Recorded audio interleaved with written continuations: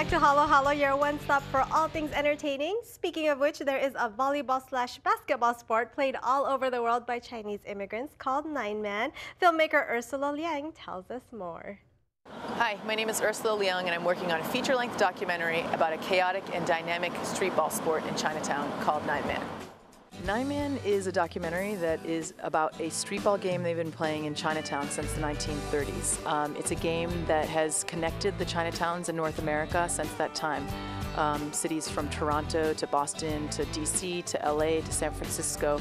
The whole Chinatown community sort of comes together once a year to play this game. And I followed a year in the life of this tournament and teams that play in the tournament, and I'm sort of describing the history of the game, but also a little bit about Chinese American and Chinese Canadian culture. I actually played volleyball growing up, and Nine-Man is sort of like a cousin sport to volleyball. It is not volleyball. I tell people that because I couldn't step on a court and play Nine-Man. It's a very specific game, but it has you know, it's related to volleyball for sure. And so I had been asked to play on a team where there were a number of Asian Americans, and at some point they asked me to play in a Chinatown league.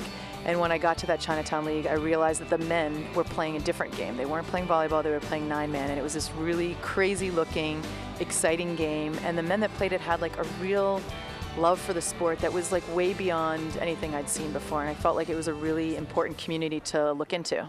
Well, the film is a little bit of a collage of characters. We decided that one person couldn't represent the Asian American experience in Nine-Man exactly the way we wanted them to. So the idea was really to show a couple different portraits, and also there was sort of the challenge of doing a competition documentary where we wanted to have a team that did well at the end. So we sort of had to focus on a couple different teams in a couple different cities and follow them through a season, hoping that one of them would go far enough along that they would take us through the sports angle of the story.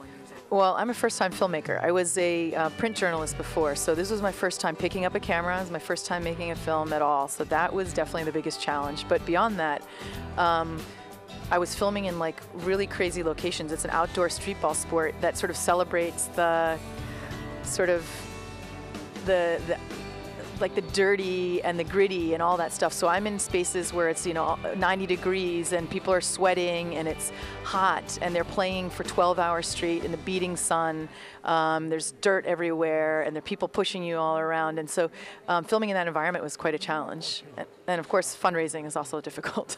The fundraising was mostly done through Kickstarter. So we had a great Kickstarter campaign, and then the Center for Asian American Media in San Francisco also gave us a post-production grant, and we're very thankful for that. But we never raised our full budget, but I put a lot of hard work into other places in freelance works that I could put it into the film. Nine-Man will be screening tonight at the LA Asian Pacific Film Festival. For more information on any of the films or filmmakers we highlighted today, you can head to vconline.org. And for more info on Halo Halo, you can go to our Facebook page at Halo Halo with Kat and Iniba. Thank you all for watching. I'll see you all tomorrow.